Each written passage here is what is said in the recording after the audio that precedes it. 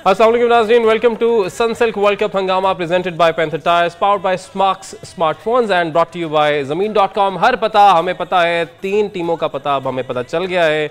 India qualified, south Africa qualified and Australia qualified for the semifinals. और आखिरी जो चौथी टीम है उसके लिए 3 उम्मीदवार अभी हैं, जिनमें अफगानिस्तान भी है। अभी आज का मैच हारने के बावजूद भी अफगानिस्तान लाइन में मौजूद है, क्योंकि अब ये तीनों टीमें न्यूजीलैंड, पाकिस्तान, अफगानिस्तान 8 पॉइंट्स पे मौजूद हैं।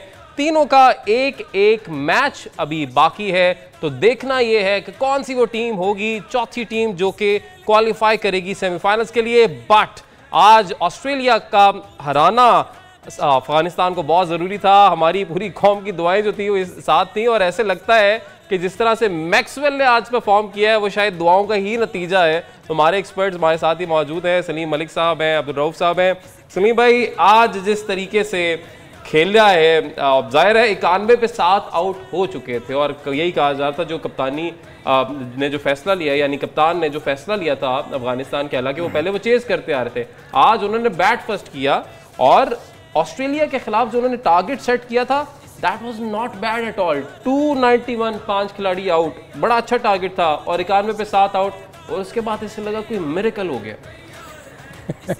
यार हम सब स्पीचलेस हुए हैं। देखें, उनका हर डिसीजन 7 आउट होने तक हर चीज़ उनकी ठीक थी। बिल्कुल, मतलब उनके बैट्समैन ने 129 किया, 200, हम सोच रहे थे 250 भी कर गए। तो ये इनकी बॉलिंग ऐसी है कि ये उनको हिलने नहीं देंगे, क्योंकि स्पिन उनकी बहुत अच्छी स्पिन बॉलिंग है। मगर 7 आउट होने के बाद तो बिल्कुल ही हम दोनों तो हंस रहे थे, यार ये आज ऑस्ट्रेलिया को हुआ क्या है। बहुत सारे लोग हमारे साथ बैठे थे, जो अफवाहें चलती हैं टीवी पे बैठ के लोग देख रहे, तो ये हो गया जी, आज इंडिया ने ये कर दिया, ये फलाह हो गया। मगर बात ये है कि उसके बाद जब मैक्सवेल ने जो इनिंग शुरू की है, मैं अक्सर देखता हूँ टीवी पे ना, उस पे ना अपने फ़ोन में आप वीडियो लगा के देख रहे होते हैं, तो अक्सर आपको इनिंगें नज़र आती हैं। कोई किसी प्लेयर ने नीचे मुँह किया, यूँ किया, टेनिस बॉल पे छक्का हो गया, तो मैं बड़ा हंसता हूँ, यार ये इसने कैसे मारी। टेप बॉल की वीडियोस आ रही है, बिल्कुल। और आज उसने जो शॉटें खेली हैं, मतलब उसने ये ख़त्म कर दिया है कि क्रिकेट में भी फुटवर्क होता है। मतलब हम अक्सर बात करते हैं कि यार फुटवर्क यूज़ नहीं करते प्लेयर, बैक फुट पे जाए, फ्रंट फुट पे जाए, इनका बैक फुट पे खेल रहे होते हैं। उसने खड़े खड़े जो शॉटें मार दी हैं यार, इसका उसने थ्रू आउट द इनिंग्स हमने देखा है कि कोई फुटवर्क नहीं, चाहे फास्ट बॉलर हो चाहे स्पिनर हो, अपनी जगह पे रहते हुए उन्होंने हर शॉट को प्लेस किया। उसने अली दिखा दिया है कि टाइमिंग जो है ना, आपका बॉल बैट में टाइम होना चाहिए अच्छा। उसके बाद वो उसने बना के देखें, कुछ शॉटें ना बिल्कुल गैप के अंदर गई हैं, मतलब उससे भागा नहीं जा रहा था। उसके बावजूद मैं समझता हूँ 2-3 चीज़ें ऐसी थी, देखें ना, वो हर चीज़ खा गया है।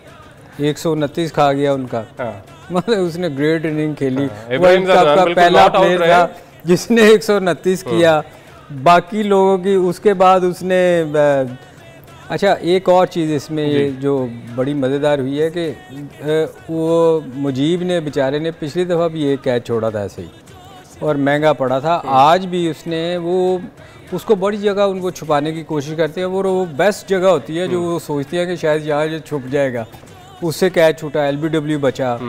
फिर एक कप्तान ने एफर्ट की, ट्राई की, जो कैच छूटा। तो मेरा ख्याल है उसके बावजूद जो वो नहीं खेल गया। देखें, मतलब कैच छूटना अपनी जगह है, पर किसी जगह भी ये नहीं लग रहा था। 40 रन रह गए थे, हम सोच रहे थे यार ये अगर आउट हो गया ना, फिर क्या होगा, तो बड़ा मुश्किल हो जाना, मुश्किल हो जाएगा बिल्कुल। और उसने मौका ही नहीं दिया दूसरे बैट्समैन आने का। तो मैं समझता हूँ कि अली इससे अच्छी इनिंग शायद ही ज़िंदगी में कभी देखना मिले। क्योंकि देखें, विव की इनिंग्स देखी हमने, और सबसे खूबसूरत इनिंग जो मुझे अच्छी लगती थी वो सईद अनवर ने खेली थी। वो 200 की उसने की थी, 199 किया था शायद। मगर ये तो अजूबा इनिंग थी ये, मतलब एक बंदा सामने वाला सिंगल नहीं कर पा रहा, वो खड़े खड़े छक्के मारे जा रहे जिधर दिल करता है। आज तो असल में थोड़ा सा ना वो अनफिट हो गया, मैं आपको बताऊं। अब उसकी असल गेम है रिवर्स शॉटें मारता है। वो जो एक छक्का मारा है उसने, क्योंकि उसकी बॉडी वैसे शॉट थी, उसकी बॉडी साथ नहीं दे रही थी। हम अक्सर हंसते होते हैं, उसका कप्तान अक्सर उसको कह रहा होता, हम कहते थे कि उसका कप्तान कहता होगा यार तूने सीधा नहीं खेलना, उल्टा खेलना है, क्योंकि उसने बड़े पिछले 100 में उसने सारे छिक्के उधर मारे थे। तो मतलब इससे अच्छी इनिंग अली आप मतलब बहुत कम देख रहे हैं, और हम ये देखने को और ये सिर्फ आप ही नहीं कह रहे, और यही बात हम देख रहे हैं पूरी दुनिया ट्विटर पे इस पर लगी हुई है। अब बड़े बड़े जो लेजेंड प्लेयर्स हैं वो भी यही बात कर रहे हैं कि यार ये जो इनिंग्स है ये तारीख में इसको यकीनी तौर पर देखा जाएगा। जो टर्निंग पॉइंट गेम का साबित हुआ, मैच का साबित हुआ, वो आई थिंक वही होगा कि जो मैक्सवेल का एक तो कैच ड्रॉप हुआ, उसके अलावा अच्छा देखें कैच ड्रॉप तो एक हुआ, कोई एक मौका नहीं मिला, या अब ये वही बात आ गई कि यहाँ पे शायद वही दुआएं जो है वो काम कर गई पाकिस्तान की, क्योंकि बड़ा ज़रूरी था अफगानिस्तान का ये मैच हारना कि उनका एक कैच भी ड्रॉप होता है। फिर उसके बाद नूर जो है उनको LBW करते हैं, अंपायर आउट दे देता है, लेकिन फिर वो रिव्यू में जाते हैं और फिर वो नॉट आउट और दोबारा से गेम जो है वो बहुत बड़ा आउट लग रहा था अली मतलब वो लग रहा था कि बिल्कुल नीचे लगी है। देखें बेसिकली ये अगर इस पूरे मैच की समरी देखें तो अफगानिस्तान ने डोमिनेट किया थ्रू आउट। पहली इनिंग में उनकी बॉलिंग, जिस तरह ऑस्ट्रेलिया की बॉलिंग को उन्होंने डोमिनेट किया, 129 किया इब्राहिम ने, आउटस्टैंडिंग इनिंग खेली है। मेरा ख्याल है कि किसी भी अफगानिस्तान के बैट्समैन की वर्ल्ड कप में या मेगा इवेंट में सबसे बेहतरीन आप इनिंग कह सकते हैं जो उन्होंने खेली है। तो 291 हम एक्सपेक्ट नहीं कर रहे थे कि अफगानिस्तान की टीम इतना बड़ा स्कोर कर जाएगी। ऑस्ट्रेलिया की जो स्ट्रॉन्ग बॉलिंग लाइन है, स्टार्क हैं, हैज़लवुड हैं, उसके बाद आपके जंपा हैं, तो उसके बावजूद उन्होंने बड़ी आउटस्टैंडिंग किस्म की बैटिंग की है और पूरी इनिंग में उन्होंने डोमिनेट किया। उसके बाद जब इनका बैटिंग शुरू हुई ऑस्ट्रेलिया की, तो वो भी शुरू में जो पहले 7 विकेटें ली हैं कम्प्लीटली डोमिनेट किया अफगानी जो बॉलर्स थे उन्होंने। नवीन उल हक ने बड़ी आउटस्टैंडिंग बॉलिंग की है, 2 आउट किया, फिर अजमत ने 2 आउट किया, उसके बाद राशिद ने बहुत अच्छी बॉलिंग की है। मगर हुआ क्या, वो जिस तरह की आप भी बात कर रहे हैं, पूरी दुनिया इस वक्त बात कर रही है, इवन जो पैट कमिंस को इधर जब उसमें फाइनल जो उसमें मैच के बाद जो हुई है सेरेमनी, उसमें उन्होंने पूछा इस इनिंग के बारे में या मैच के बारे में, तो उन्होंने कहा कि मैं I am completely speechless about it. यानी कि जब आपका कैप्टन जिसने सामने खड़े होकर पूरी इनिंग देखी वो भी उस पर कोई कमेंट नहीं कर रहा, तो एक अनबिलीवेबल किस्म की इनिंग थी। मेरा नहीं ख्याल कि इससे पहले कभी क्रिकेट की हिस्ट्री में इतनी बड़ी इनिंग खेली गई हो। इस तरह की इनिंग जब एक प्लेयर कम्प्लीटली अनफिट है, उसको क्रैम्प्स पड़े हुए हैं, उसकी टांगें नहीं हिला सकता, और उसने सिर्फ हैंड आई कोऑर्डिनेशन के साथ इस तरह के 200 रन कर दिए, तो मेरा ख्याल है कि ये आउटस्टैंडिंग किस्म की इनिंग है। मैंने आज तक अपनी लाइफ में टेप बॉल में मैं भी शायद देखी हो, मगर इसमें हार्ड बॉल क्रिकेट में इस तरह की इनिंग कभी यानी वंस इन लाइफ टाइम वाली आज जो इनिंग हमने देख ली है अपनी ज़िंदगी में, मैक्सवेल की, ग्लेन मैक्सवेल की। और ODI क्रिकेट की अगर बात करें तो ऑस्ट्रेलिया के लिए टॉप स्कोरर भी बन गए हैं, और इस टूर्नामेंट में सबसे ज़्यादा रन्स इंडिविजुअली किसी एक मैच में करने वाले भी खिलाड़ी यही बन गए, क्योंकि आई थिंक इससे पहले डिकॉक ने किया था, 194 गालिबन किया था। ऑस्ट्रेलिया की तरफ से भी कभी किसी ने नहीं किया आज तक। क्या 174 किया था उन्होंने? नहीं, वनडे में ऑस्ट्रेलिया की तरफ से भी कभी किसी ने 200। बिल्कुल ऑस्ट्रेलिया की तरफ से हाईएस्ट स्कोर करने वाले भी ग्लेन मैक्सवेल ही बन गए हैं।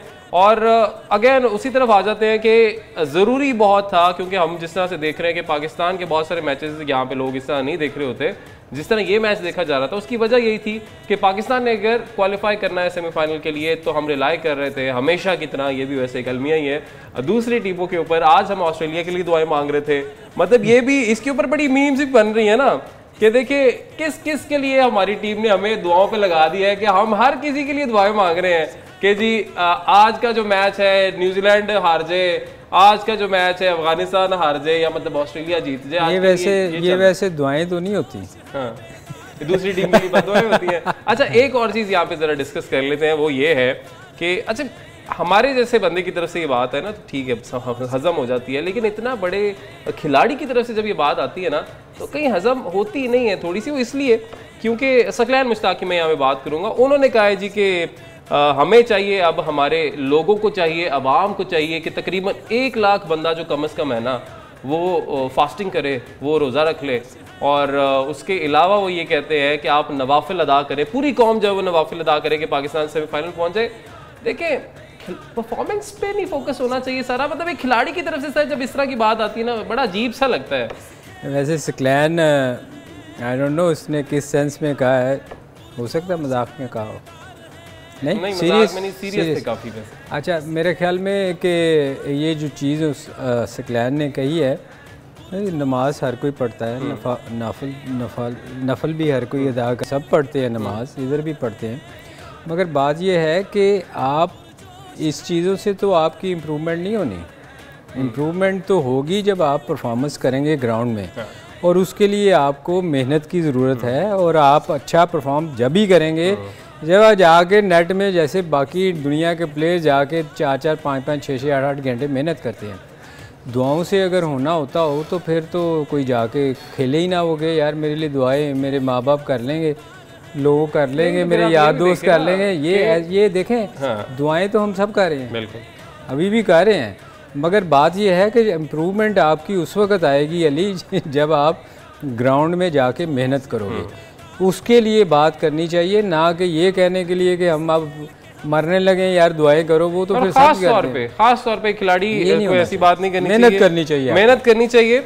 और ब्रेक का कहा जारी जी, ब्रेक लेते हैं, ब्रेक के बाद आके मजीद थोड़ा सा इसको डिस्कस करेंगे। और जाहिर है आज हमने कुछ डेमोन्स्ट्रेशन भी कोशिश करेंगे, कुछ चीज़ों पे ले लें, कुछ गुर सीख लें, और साथ ही साथ इंग्लैंड वर्सेस नीदरलैंड होने जा रहे हैं कल, तो उस पर भी बात करेंगे ब्रेक के बाद।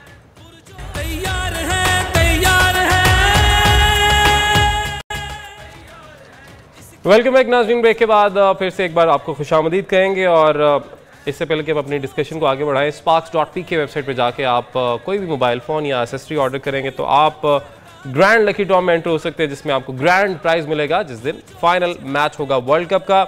अब ज़रा वापस आ जाते हैं, हम बात कर रहे थे ब्रेक पे जाने से पहले कि आज की जो इनिंग हुई है ग्लेन मैक्सवेल की, ऐसे लगता है कि दुआओं का नतीजा। और जो ग्लेन मुश्ताक ने कहा था कि रोज़े रख लें और नवाफिल अदा कर लें, और उसके बाद सर वैसे अगर ऐसी बात हो ना तो फिर तो देखें अफ़गानी भी कम मुसलमान तो नहीं है, वो भी मुसलमान ही है, और उनकी भी कौम वहाँ पे दुआएं अपनी टीम के लिए मांग रही होगी, लेकिन उसके बावजूद वो हार गए ना। देखें तो इसमें आई थिंक परफॉर्मेंस ज़्यादा मैटर करती है। लेकिन अगेन अगर हम बात करें ना कि अगर दुआओं पर ही जीतना है, तो दुआओं के साथ साथ जिस तरह अफ़गानियों ने इस टूर्नामेंट में परफॉर्म किया है, I think they deserve a lot more than the Pakistani cricket team, जिनका कहा जा रहा था कि ये तो आराम से सेमीफाइनल में पहुंच जाएंगे, वो कहाँ पे इस वक्त खड़े हैं। और जिनका कहा जा रहा था कि भाई ये तो आपको 10वें नंबर पे शायद नजर आएंगे, वो कहाँ पे खड़े हैं। तो आई थिंक अगर परफॉर्मेंस वाइज देखा जाए तो definitely Afghanistan deserves more to be in the semifinal. वैसे कमी कहाँ रह गई किसकी? अली, वो मेरे ख्याल रोजे कम रखे गए हैं नवाफिल कम ये पता नहीं यार, कमी कहीं भी नहीं थी उनकी। मैं आपको सच बताऊं, उन्होंने जितना अच्छा स्कोर कर लिया था और जैसी उनकी बॉलिंग थी, वो जिस तरह 7 आउट कर गए थे, कमी कहाँ थी?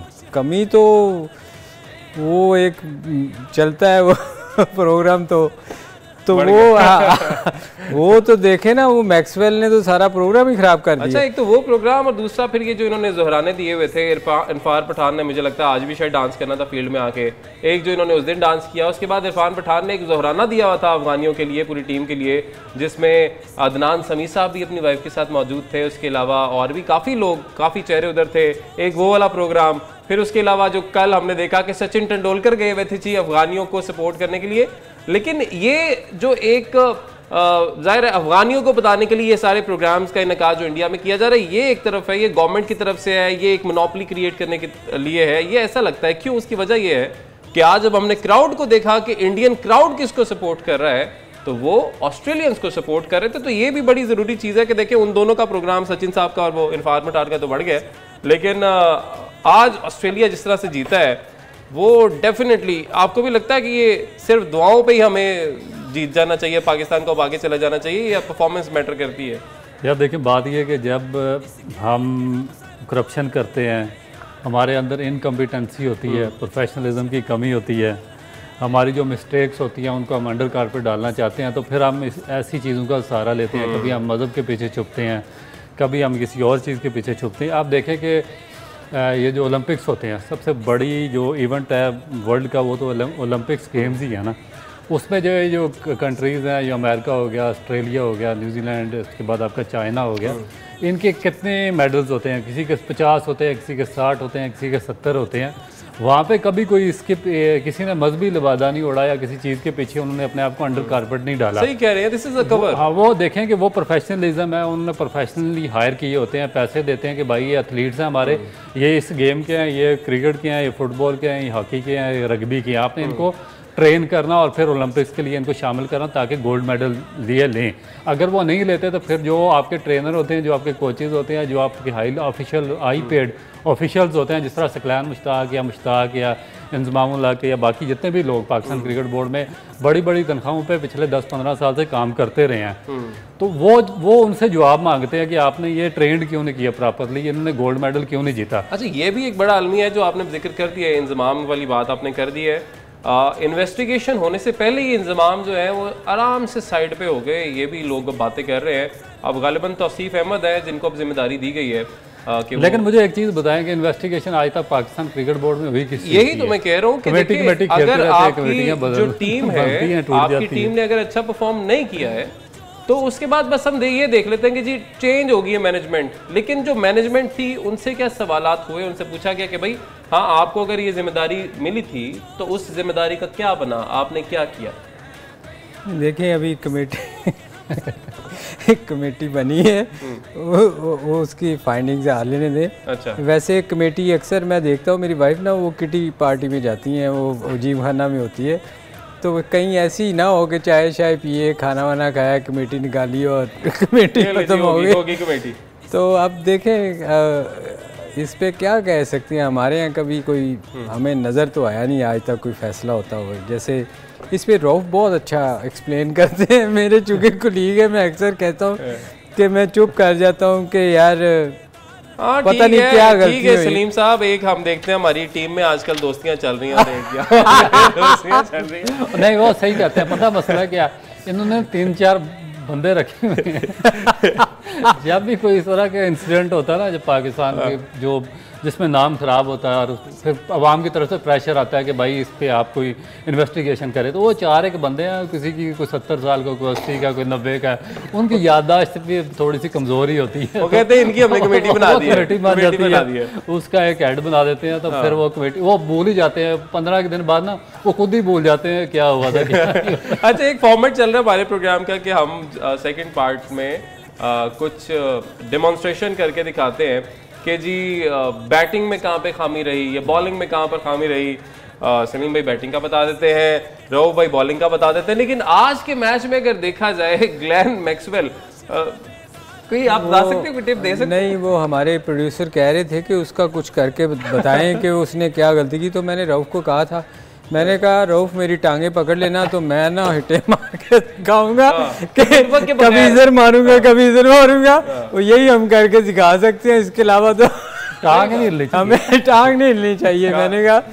मैंने कहा उसके अलावा तो यार उसकी हम गलतियाँ निकाल नहीं सकते, जितना अच्छा उसने टाइम किया है, सिर्फ टांगे नहीं ली, बाकी उसने वैसे से छक्के मारे हैं कि मेरा ख्याल इस ऐसे दोबारा नज़र नहीं आएंगे। इस ये देखें, ये तो एक मजाक था, मगर उसको फुली क्रेडिट जो जाता है कि उसने जो बॉल टाइम किए हैं, इवन उसकी टांगे मूव नहीं भी कर रही थी, तो उसने ये शो कर दिया है कि क्रिकेट में टांगे ना भी मूव हो तो आपका बॉल टाइम अगर आप अच्छा करते हैं, चूँकि बाउंड्री छोटी हैं तो वो बाहर ही जाती है। तो मेरा ख्याल है जो इतनी जो आज तक डिबेट होती रही फुटवर्क के ऊपर कि फ्रंट फुट पे जाके ये शॉट खेलनी चाहिए थी, ये शॉट जो है बैक फुट पे आके खेलनी चाहिए थी, क्या किया इस प्लेयर ने, आज वो सारी जो डिबेट थी ग्लेन मैक्सवेल ने जो वो साइड पे कर दिया है, उसको बिल्कुल खत्म ही कर दिया, क्योंकि उन्होंने बता दिया कि अली नहीं भी होगा।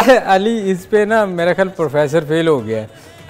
अच्छा अभी प्रोफेसर साहब हर की गलतियां निकालते थे टेक्निक की, तो इस बेचारे की तो आज प्रोफेसर क्या कहेगा, वो आज कह रहे हैं कि जी ये मिरेकल हो गया, तो इसलिए वो इस तरह हुआ तो मेरी फ्लूक कह नहीं सकते हम लोग, जो कहना चाहिए और कहते हैं मिरेकल हो गया, हो जाता है कभी कभार इस तरह की। ऑब्वियसली मतलब देखिए, अगर आप उनके मिरेकल इस तरह आप कह सकते हैं कि एलबीडब्ल्यू हुआ, आउट मिल गया, उसके बाद रिव्यू में भी बच गए, फिर कैच भी ड्रॉप हो गया, इसलिए हम मिरेकल कह रहे हैं। असल में रऊफ फ्लूक जो होता है ना यार, वो 2, 4, 10, 20, 50 रनों तक का हो सकता है, 200 रन का आप किसी को, वो मेरा ख्याल है उसको क्रेडिट देना चाहिए। मेरा नहीं ख्याल अच्छा, बॉलिंग की डेमोन्स्ट्रेशन की, वो तो बैटिंग की बात होगी ना, बॉलिंग में भी अफगानिस्तान की अगर बात करें तो ऑस्ट्रेलिया जैसी टीम के उन्होंने 97 पे या 91 पे 7 आउट कर लिए थे, तो कमी उन्होंने भी कहीं भी नहीं दिखाई। यानी इब्राहिम ने बड़ी ज़बरदस्त इनिंग खेली, पहले बैटिंग में बड़ा अच्छा वो स्कोर किया उन्होंने, उसके बाद बॉलिंग में उन्होंने चारों शाने जैसे चित कर देंगे अभी ऑस्ट्रेलिया की ऑल टीम जो है 100 से पहले ही शायद आउट हो जाएगी। ये भी एक नई तारीख अफगानिस्तान के लिए होती है, बट लग ऐसे ही रहा था, है ना, लग ऐसे ही रहा था। लेकिन अब अफगानिस्तान की बॉलिंग पे भी बंदा क्या तनकीद करे, वो तो अच्छा जा रहे थे। लेकिन इसमें दो जो बॉलर थे उन्होंने बड़ी अच्छी बॉलिंग की। एक तो ऑस्ट्रेलिया की जानिब से 291 इन्होंने किया अफगानिस्तान में, मगर हैजलवुड ने बहुत आउटस्टैंडिंग बॉलिंग की है। 9 ओवर में उन्होंने 39 रन देकर 2 आउट किए हैं। तो इसमें साबित होता है कि पिच कैसी भी हो, जब आप एक लाइन पे एक्यूरेट बॉलिंग करेंगे एक चैनल में, तो फिर आपको वहाँ पे सक्सेस मिलेगी। और इसको साबित किया नवीन उल हक ने सेकंड इनिंग में। उन्होंने भी 9 ओवर में 44 रन देके 2 आउट किए हैं। तो एक चैनल बॉलिंग की है जहाँ से उनको स्विंग भी मिल रही थी, सीम भी मिल रही थी और अच्छी बॉलिंग की है। यार रहो, मुझे एक चीज़ बताओ, इसका मतलब है 7 आउट होने के बाद उन्होंने चैनल में बॉलिंग नहीं की? नहीं, लाइन चैनल में, मगर वो जो मैक्सवेल था उसने ऑफ चैनल कर दिया सबको। नहीं मतलब इतनी आला बॉलिंग करने के बाद फिर क्या वो लाइन भूल गए? नहीं लाइन वही थी मगर जो वो जो गतका चला रहा था वो अनबिलीवेबल। यानी बात वही आ जाती है कि ये अनबिलीवेबल किस्म की इनिंग्स थी जो कि आज ग्लेन मैक्सवेल की जानिब से खेली गई है। क्योंकि अभी तक सही बात है, वही जिस तरह सलीम भाई ने पहले कहा कि यकीन नहीं आ रहा जो इनिंग्स आज हमने देख लिया है। नाज़रीन, ब्रेक लेंगे, ब्रेक के बाद डिस्कस करेंगे इंग्लैंड वर्सेस नेदरलैंड्स।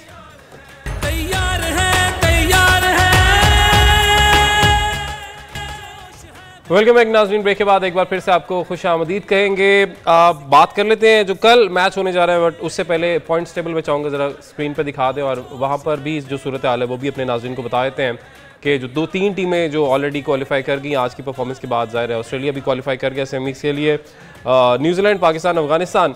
अच्छा, अब सिनेरियोज जो डिस्कस किए जा रहे थे कि पाकिस्तान सेमीफाइनल में कैसे क्वालिफाई कर सकता है, उसमें एक अच्छी पेशरफ्त आज हो गई जब ऑस्ट्रेलिया ने शिकस्त दिया अफगानिस्तान को, क्योंकि अफगानिस्तान का दोनों मैचेस हारना बहुत ज़रूरी है।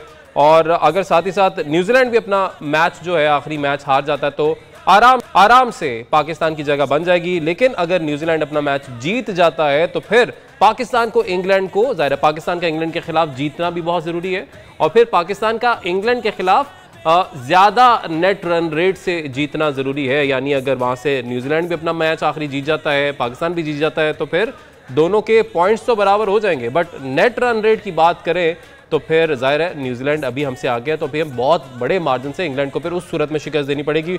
बट दुआएं दोनों तरफ हमें करनी पड़ेंगी। अगैन दुआएं आ जाती है यहाँ पे, क्योंकि जाहिर है हमारी टीम ने उस तरह की परफॉर्मेंस दिखाई नहीं जिस तरह बाकी टीम्स ने दिखाई है, जिस तरह इंडिया ने दिखाई है कि एक भी मैच में नहीं आ रहे। साउथ अफ्रीका की अच्छी परफॉर्मेंस दी, हमारी टीम की ऐसी नहीं थी, हमें इसलिए दुआएं करवानी पड़ी हैं लोगों से।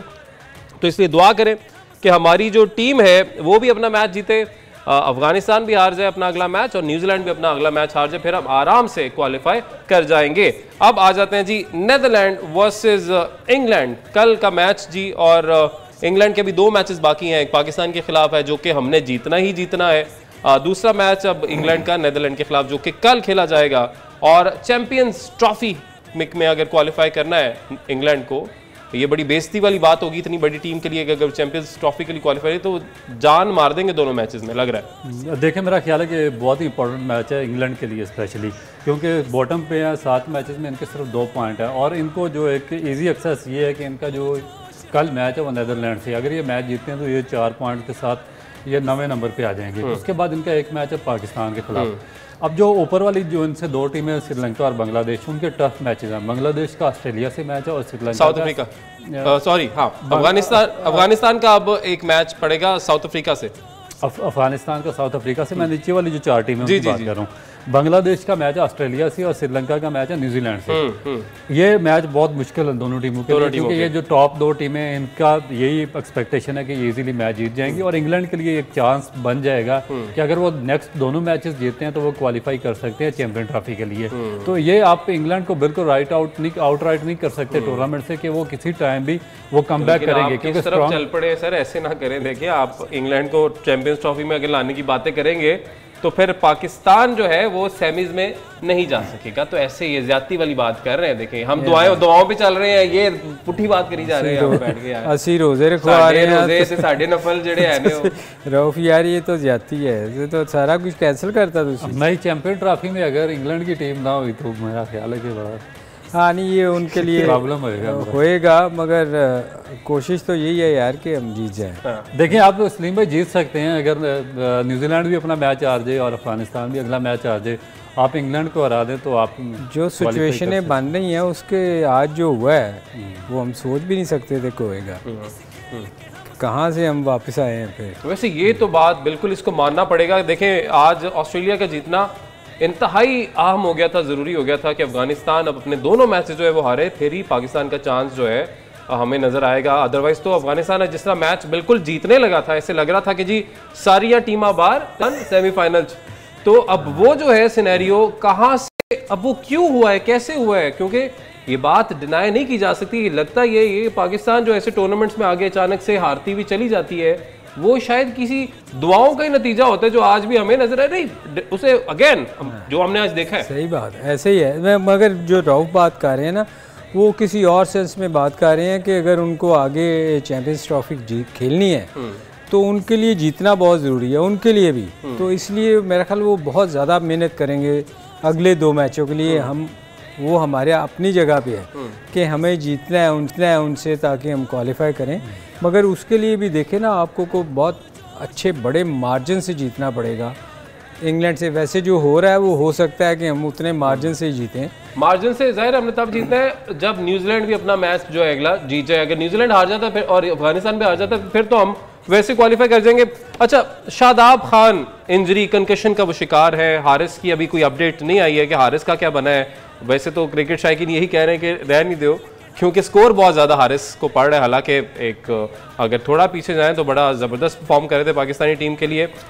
लेकिन अब क्या इस मौके का फ़ायदा उठाना चाहिए? जैसे हमने पहले भी डिस्कस किया था, अगेंस्ट इंग्लैंड अबरार की परफॉर्मेंस बड़ी अच्छी रही थी। तो क्या इस मौके का फ़ायदा उठा के, इस इंजरी का फ़ायदा उठाते हुए, क्योंकि रिजर्व तो आपका तभी आ सकता है जब कोई खिलाड़ी इंजर्ड हो, तो अभी आपके 2 खिलाड़ी ऐसे हैं जिनके नाम के ऊपर आप अबरार को टीम में ला सकते हैं। एज अ ट्रम्प कार्ड आप अबरार को लाके यहाँ पे यूटिलाइज कर सकते हैं। करना चाहिए या नहीं? देखें कैसे कर सकते हैं, आपको रिकमेंडेशन लेनी पड़ेगी जो आईसीसी का मेडिकल पैनल है उससे कुछ ना कुछ सीरियसनेस शो करनी पड़ेगी, फिर आप किसी को बाहर बिठा सकते हैं। एक हमारा बंदा है जिसकी रिब जो है वो पकड़ी गई है, लेकिन एक हमारा देखें उसका भी जो है एमआरआई है उसमें इस तरह नहीं है कि रिब में कोई उसमें फ्रैक्चर है या रिब में, वो तो सेफ साइड उन्होंने करा लिया है क्योंकि पेन था उसको, इसलिए उन्होंने करवाया। मगर उसमें कोई ऐसी चीज आई नहीं कि उसको वो टूर्नामेंट से बाहर कर दे। तो इसलिए मेरा ख्याल है कि इनके लिए बड़ा मुश्किल हो जाएगा। जिस तरह की इन्होंने सिलेक्शन की है तो अब वही मेरा ख्याल है भुगतना पड़ेगा। आपको जो स्पिनर्स हैं वो बाहर बैठे हुए हैं, जो आपके 15 से जो रिजर्व ट्रैवलिंग में है, आप उनको टीम के अंदर नहीं ला सकते। तो फिर अब मेरा ख्याल है कि उनको टीम में अंदर नहीं ला सकते। और लास्टली टाइम की कमी है सर। ये जो हमने एशिया कप में डाला था, जमान को हम लेके गए थे अचानक से, जी वो फास्ट बॉलर चाहिए, केड़ा ले आइए, जमान को ले जाते हैं जी। वर्ल्ड कप की टीम अनाउंस होती है, अचानक से नाम आ जाता है हसन अली का, अचानक से नाम आ जाता है जी ठीक है मोहम्मद वसीम को आप खिला लें स्क्वाड के अंदर, जमान को आप रिजर्व में डाल देते। क्या है ये, कौन सी सिलेक्शन होती है यार?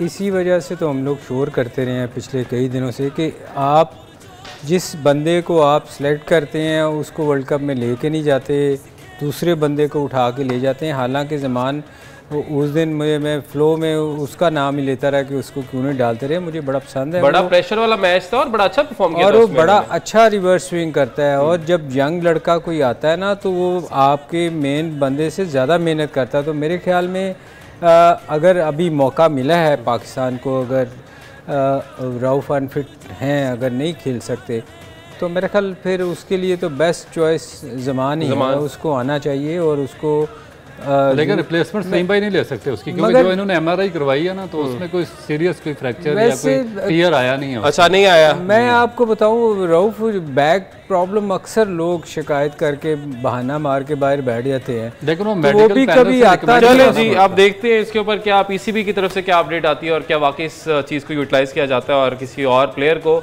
जिसको इतना स्कोर ना पड़े उसको शामिल किया जाता है या नहीं किया जाता। नाज़रीन, आज के लिए इजाज़त दीजिए, कल मुलाकात होगी। अल्लाह हाफिज़।